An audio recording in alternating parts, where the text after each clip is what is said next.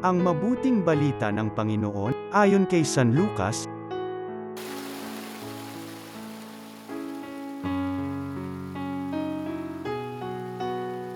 Noong si Jesus ay nasa isang bayan, isang lalaking kitongin ang lumapit sa kanya. Pagkakita ng kitongin sa kanya, ito'y nagpatira pa at namanhik sa kanya. "Ginoo, kung ibig po ninyo, ako'y inyong mapag-agaling." Hinipo siya ni Jesus at ang sabi, "Ibig ko, gumaling ka."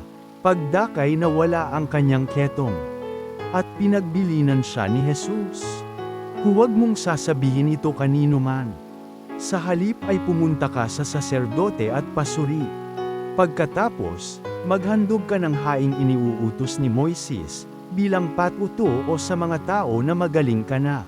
Ngunit lalo pang kumalat ang balita tungkol kay Jesus, kaya't dumagsa ang napakaraming tao upang makinig at magpagamot sa kanya. At si Jesus ay laging nagpupunta sa ilang napuok at nananalangin. Ang mabuting balita ng Panginoon.